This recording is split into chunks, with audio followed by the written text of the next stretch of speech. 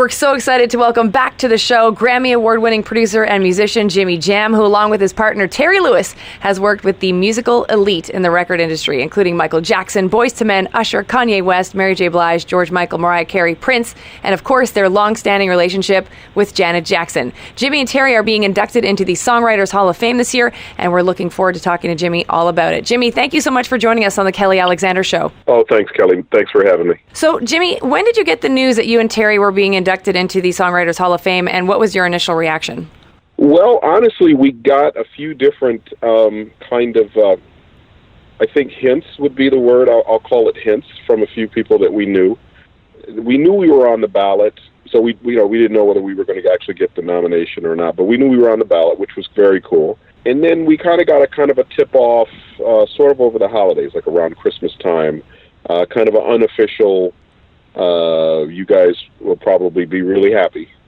And then we got a letter from actually Kenny Gamble and Leon Huff that was sort of the official, you made it, you're going to be inducted, which was just incredible to me because Gamble and Huff, for Terry and I, has always been like our musical idols and our musical roadmaps and all of that. So to get the letter from them was pretty incredible.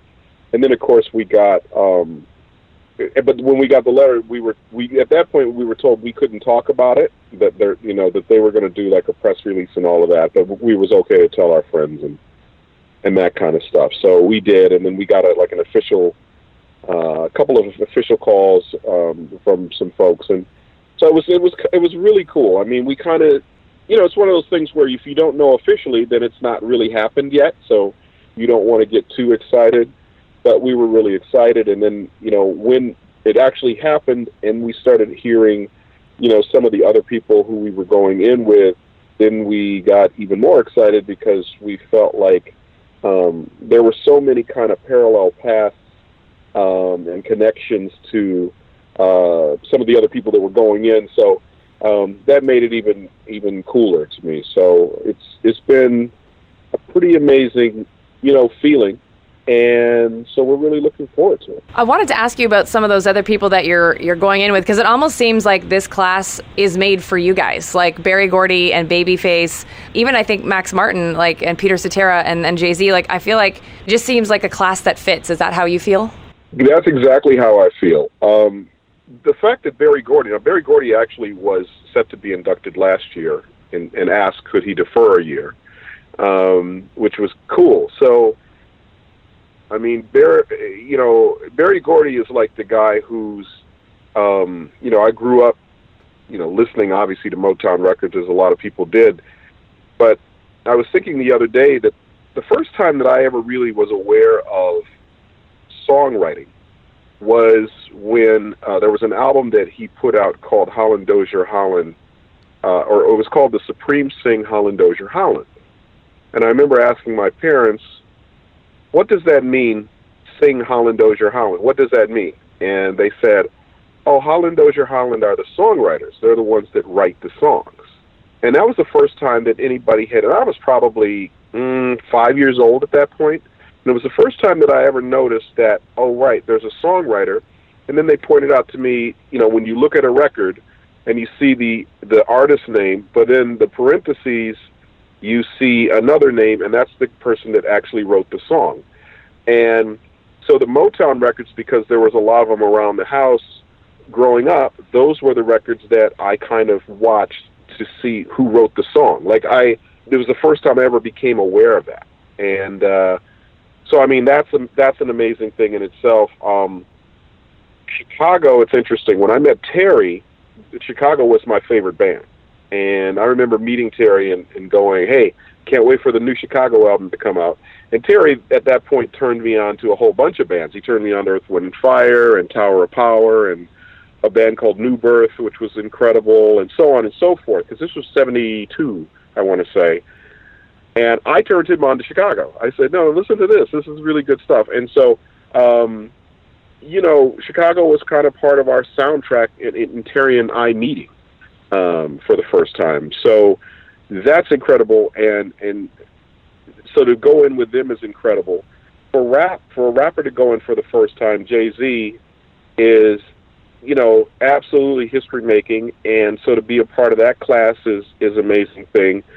I mean, like I say, there's just so many parallels. Babyface, who when him and LA were writing together, and when they were a writing duo, Terry and I were the ones that kind of introduced them to Clarence Avant, who is the gentleman who's sort of like we call our godfather. He's the person in our life who really mentored us and showed us the business and protected us and all of that. And at a time in their careers in LA and Babyface's career where they needed to, get some advice in that, we introduced them to Clarence, and they set up LaFace Records, and the rest is history there. So, we feel very connected to them and what they're doing. So, I mean, I guess you put it the best. I mean, it just feels like it's the class that was made for us.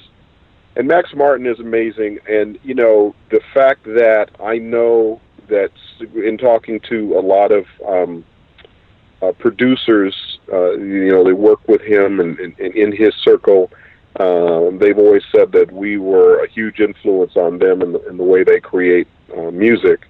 So it's a great compliment, and it's also very cool for my kids because my kids don't really understand what we do because they weren't born for a lot of what we were doing, and so but to have but they know Berry Gordy. I mean, of course he's such an icon, so they know who he is, and they certainly know Jay-Z, and they certainly know Max Martin, and the fact that we're in the company of those people means that Dad's pretty cool, and so which is never a bad thing. You can't have enough cool points for a dad. So, so anyway, that's a long answer, but you're right. There's a certain connectivity really with all of the people going in that makes it very cool. It's so funny that you actually brought up your kids, because I was going to ask you if any of them are going to follow in your footsteps, seeing how well Dad's done. Well, that's interesting. Now, my daughter Bella models, and she has really no interest in singing, although at one point earlier, when she was younger, she actually sang with Andrea Bocelli, and David Foster actually produced her. And, it was obviously doesn't get much better than that, but she really didn't have the interest in doing it. And then after that, she's just been doing the modeling thing. Now, my older son, I can see him doing some sort of music thing, but I'm not sure what it is. He's always been an athlete his whole life, but he's kind of now at the point where he's kind of got the music bug and is kind of into it. My younger boy, who's actually Bella's twin, he's really my music guy, for sure. He's kind of my unofficial A&R. He doesn't even know it, but I play stuff for him to really get his opinion, because he has really good taste. And he's 17, and so he's right in the right age group, that I really want to know his opinion on things. So I think he will probably do it. He's probably the most likely out of my kids. That's awesome. Do they all play musical instruments, or does your boy play musical instruments? Well, Max plays. He's my young one. He's my 17-year-old. So Max plays. He plays instruments a little bit, but he's the new generation where he programs. Okay. He runs Pro Tools. He runs Logic. He actually takes it at school, which is very cool. They have a Pro Tools program at school, which he got an A, which the teacher said, your son's got an A in the class. And I said to her, yeah, he better. And she didn't know what I meant. And so then somebody said to her, wait, do you know who Max's dad is? And they said, no. He said, oh, no, it's Jimmy Jam. And she said, oh, my God, that's Jimmy Jam's son? Oh, okay. Oh, yeah, he should have got an A. I said, exactly. He should have got an A. Can't be embarrassing the family, with a B. My older son took the same class, which was cool. And and he played when he was young. My older son, Tyler, he did play piano when he was young. As a matter of fact, we used to go to his recitals and all of those kinds of things. So I would say he kind of plays. Bella can play by ear a little bit, my daughter, but not enough that she would ever, say that she could play. You know what I mean? But they all have the music in them. It's just that they choose to, do other things, right. And that's fine. Now, when someone says to you, Jam and Lewis are behind 16 number one pop hits and then 26 number one R&B hits, can you actually, Jimmy, visualize some of these songs? And I guess in your own self, do you have like a few of them that really mean a lot to you, or are they all your babies? Well, they're all, they're certainly all our babies, no question about that. But no, I mean, there's different stories behind each song and different meanings and different, levels of success that, a lot of them have had. And a lot of them aren't even number one songs. I mean, I think that, we have always said, and we will stick to this until we feel like we've written something better, that our favorite song we've ever written is Optimistic by the Sounds of Blackness. Because that song was, as my partner Terry likes to say, a song that people needed to have in their lives. And the reaction to it was, by the way, a number one record. As a matter of fact, the first number one urban record, I believe, a gospel record since Oh Happy Day, was what we were told at the time. And so that was pretty significant. And the album won a Grammy, which was great for gospel performance.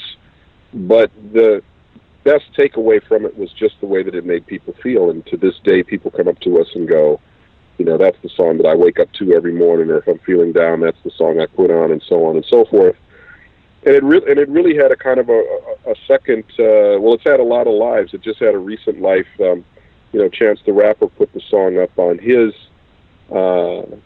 Twitter and Instagram and called it the Optimistic Challenge. And had, it was him and his buddies dancing to it and all of that. And it was at a time where, there was a change in presidents in the country, and a lot of people, weren't happy about it. And they needed something in their lives at that point in time. And when I talked to Chance about it, and I said, I'd really appreciate you putting the song up there. And he said, yeah, I just felt like, people needed something in their lives that was positive and uplifting, and that song always did it for me. And I said, yeah. I said, well, that's one of our favorite ones we ever wrote. And he said, oh, wait, you wrote that song? I said, yeah. He did. He had no idea. So anyway, that's probably our favorite one that we've ever written. But each one of us, I mean, we all have our favorites for different reasons, and that it's just nice that I always say we work with really good people.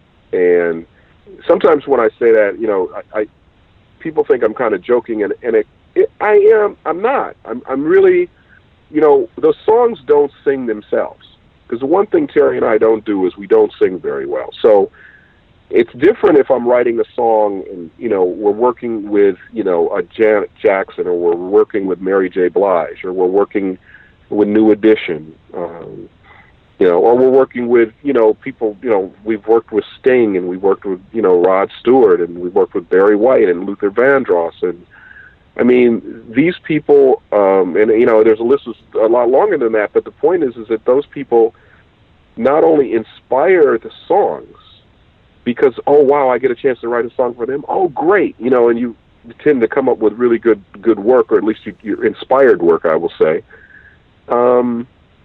That's an important element of it, that you have people doing it. And certainly the relationship with Janet is, she's to Howland Dozier Holland, as the Supremes are to them, or, as, the Beatles were with George Martin, or, I mean, there's all kind of combinations. She's our muse. I mean, I can't think about Janet without a song popping into my head to this day. So there's something that's so special about that, and the opportunity to do that it's not really us, and a lot of it also, I will say that I think music is such a divine art, in that it can invoke memories, and it can touch people, it can break the language barriers, it can do so many things. I mean, we look at the tragedy in Manchester as just the latest example of what do we do to pull out of that to raise money to uplift people. We put on a concert. And that's the true value of music, to me. It's how it can affect people in a positive way. So the privilege of being able to do that and do it at, the level we are able to do it, and for as long as we've been able to do it, it's just a divine privilege, I guess would be the way I put it, and a blessing. So, it's very, in a sense, very overwhelming. But in another sense, it's just kind of every day we wake up with a song in our head, and we try to make it as best as we can, and give it to somebody who's really going to bring it to life. And most days we've done better than our batting average is pretty good. So we're very fortunate. I will go with that. Fortunate. That is for sure. I don't think I've ever asked you this, Jimmy, but when it comes to like a Janet song, are your favorites her actual like hit singles, or are they album tracks that her true fans really love as well? Well, probably my favorite is, I always go back to That's the Way Love Goes, because I think that for a lot of reasons. I first of all, she didn't like the song when we first did it, so I kind of always like the fact that, we had to kind of say, I told you so on that one. But just the idea that, just the blend of elements there. I mean, the James Brown sample, which, it has James Brown, anything that James Brown is in makes it a better record to me. I mean, he's such an amazing thing. So to take a funky James Brown sample, make it into an actual song with chord changes and bridges and B sections and all that was a challenge, but I think one that we did. I remember Janet was actually staying at my house when she came up with the lyric idea for it, and actually, at 2 a.m, called me on the intercom. Are you awake? I said, I am now. And she said, I got the idea. And I said, okay, well, let's do it tomorrow at the studio, But it's a great one to me. But I do like, besides that, and that's a pretty obvious one. I think a lot of people feel like that's a really good one. But I really like Lonely. Not I Get Lonely, but just the song Lonely. It's on Rhythm Nation. I really like that song a lot. There's a song called Empty that I really like.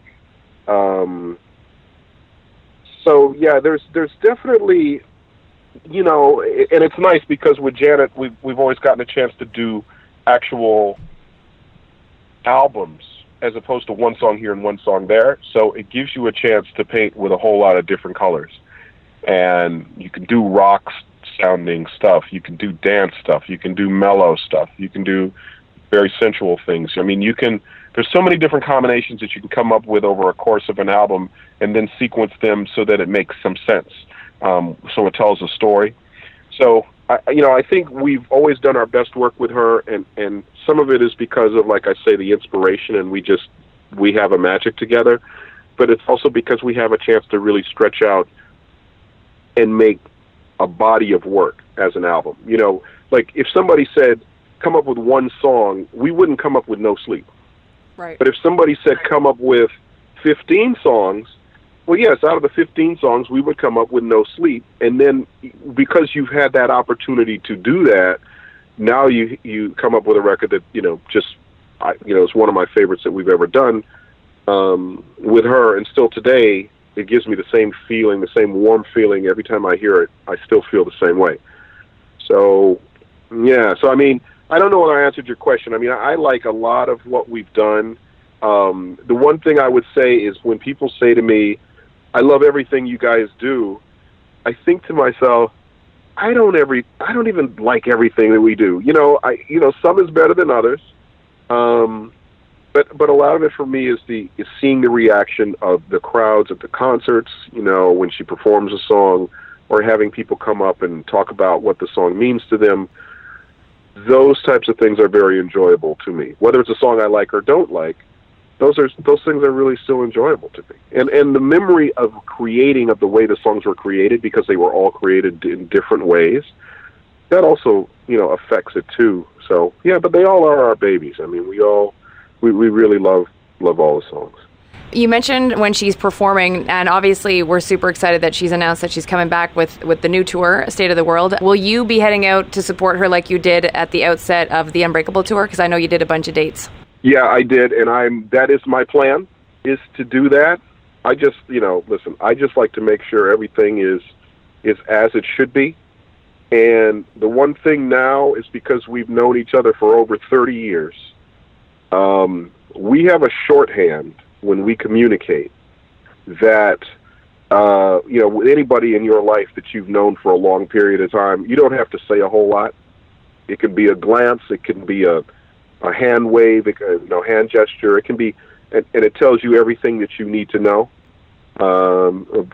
About whether you're happy about an arrangement, whether something needs to be shorter or longer, or if something's working, if something's not working, all of those little things.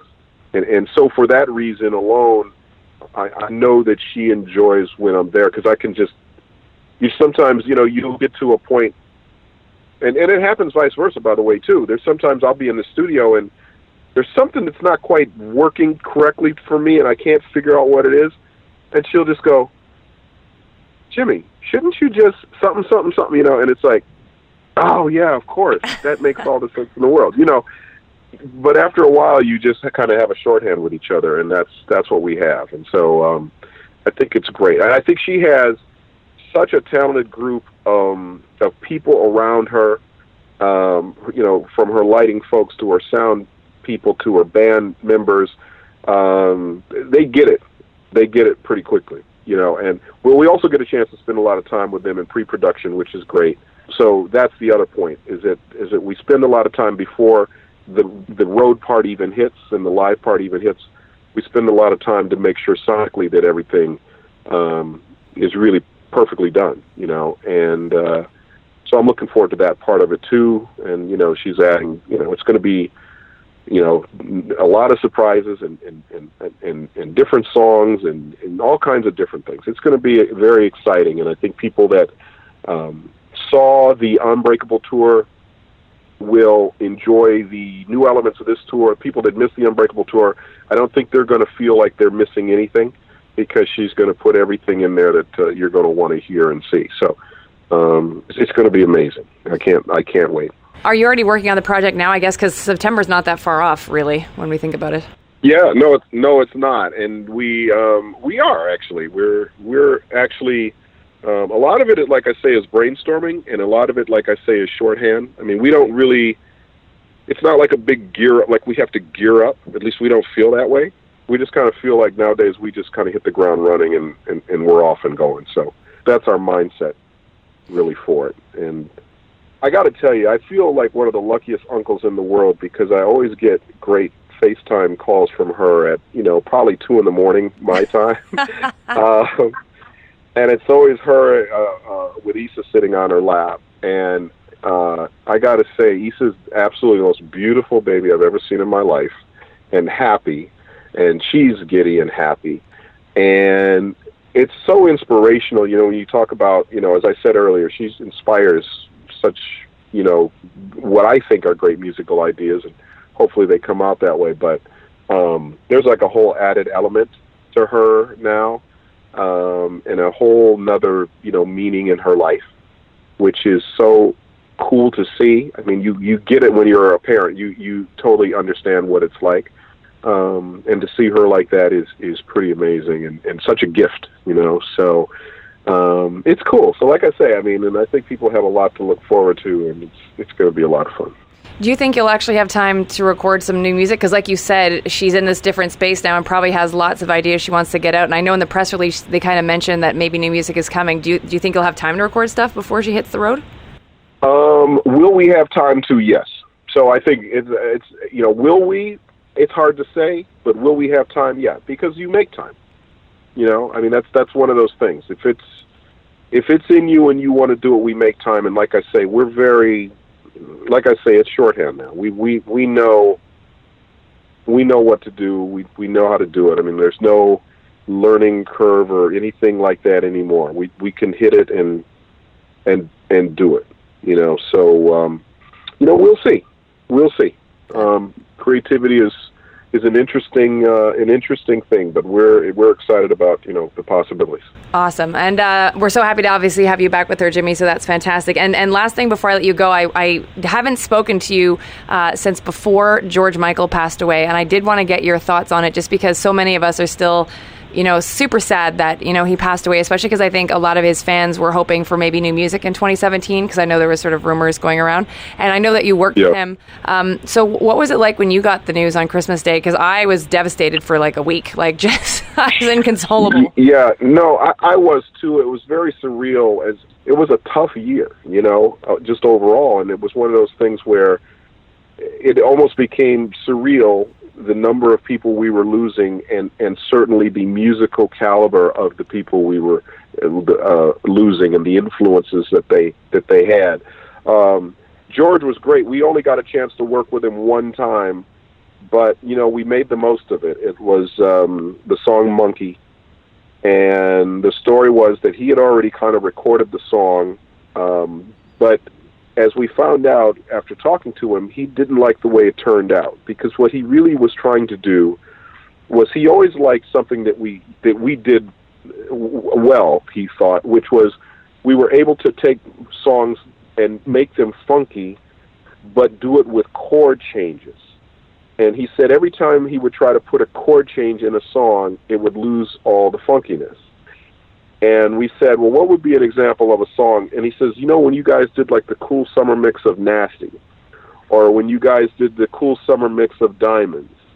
And we were like, oh, okay, we got what you mean. So you want it funky like the way it is, but then you want to have like a texture over the top. He said, yeah. So that was our directive. So when we started working on it, I think the original idea was we were just going to kind of do a remix, take his vocals that we had, that were already there, and just kind of build some stuff around it. So when he heard the track that we did, he said, oh no, I have to re-sing it. He says, because now it's got a different energy, and I want to capture the energy of it. And so it ended up becoming a full-blown production, and almost starting from scratch. I mean, we used some of the effects that he had before, but basically built a brand new track around it. And ended up being a #1 record, and one of my favorites that we did, just because we were able to. I mean, it's always when somebody asks you to do something, and they're very well studied on what it is that you do well. He knew that in his mind that was something he thought we could pull off, and so we were able to pull it off to his satisfaction. And the caveat for me was, or not the caveat, but kind of the bonus for me, is that was when I met my wife, was when we were doing those sessions in L.A., because he wanted to work in L.A. instead of Minneapolis. And my future wife came to the studio one night, and we ended up going out. And I remember later on we saw George Michael, and we said to him, hey, we met over your project. And he said, that's great. I mean, I was like, okay. So, I mean, he didn't care. He was like, I don't care. I'm glad y'all did the project. But anyway, it was hilarious. But he was a great dude, super talented. So he was amazing to work with. I mean, it was a flash in the pan for us, but it was an amazing experience. And I'm glad we have at least that sonic memory that we share, with him, because Monkey turned out incredible, and it was a song that he got it right. He was very happy that it came out the way that he had always heard it in his head, so we were happy to make that happen for him. Thank you so much for sharing that story, because I've always wanted to know how that worked out with you and him, because I love that song, and when it came out I freaked out. I was a kid and I just loved it, so I'm so happy to know how it actually came together. So and that he's and that you said he's such a nice person, because I've heard from so many other artists that he was just a joy to be around, and like you said, a very talented musician in his own right. So that's great to know that the stories are true. Yeah, no, absolutely. He was fantastic with us. Absolutely. Did Janet actually ever work with him? Because I know there are rumors that there was a song around with the two of them, but I've never heard it. You know what? And I never heard it either. And I heard the rumors that there was a song, but no, I never heard it. I know there was an intention to do something together. Okay. And there was talk about it, but nothing that ever crossed our path. No. Okay. I guess they were both fans of each other's work, though. Yeah, that's absolutely true. Okay. Yeah, that's absolutely true. Matter of fact, I think Janet might have gone to his concert at around that time, because that was 89, I think, or Monkey was 89, 90, something around there, if I'm not mistaken. But I think we might have been working on an album at that point in time, but I think we might have gone to a George Michael concert together. Oh, wow. That's so cool. Because we always used to go, we used to love going to see shows, because it was always very inspirational, you know. So, I mean, I remember recently we went, well, not that recently now, but I remember we went and saw J. Cole, when J. Cole was in Minneapolis, we went to see him. I'm sorry, when he was in LA, we went to see him, and that was pretty awesome. And I helped her get her hooked up with Bruno Mars tickets so she could see him overseas. Which, once again, I mean, she's such a huge fan of his, and she loves going out and seeing what people do. She just likes watching people that are creative. And it's very inspiring in the work that she does. I mean, I think inspiration breeds inspiration. So I love that about her. It's one of the things I really like about her. Awesome. Well, we love so many things about you, Jimmy, and congratulations to both you and Terry on being inducted into the Songwriters Hall of Fame. I know that fans like myself are so happy for you, and it's well-deserved. Thanks a lot, Kelly. I really appreciate that. And and the thing I have to say, I have to thank the fans for, supporting us for all these years, and all of the artists that we work with, but I really couldn't happen, and one of the things I'm really proud about is that I'm not going in by myself. I'm going in with a partner, Terry Lewis, who you don't hear speak a lot, but my life would be totally different without Terry, and not in a positive way. So I mean, I think the fact that we get to share after knowing I've known Terry for 45 years. And so it's been a wonderful journey that we've really enjoyed, and part of the reason for the success has been because we are a team. And I love, I'm not a big statistics guy, but I do love when I read something where they say the most successful writing team, or the most successful hit-making duo, or something like that. I love that. I love that it's not about me. It's about the two of us as a team, and that means a lot. So to be going in, particularly as I said at the very beginning, Gamble and Huff as a songwriting team, and all the great, Bacharach and David, and all the great songwriting teams over the years that are in the Hall of Fame, we now get to add Jam and Lewis, and there's something so significant in my mind about that. So it means a lot, and so I appreciate it. And Kelly, I appreciate all your support.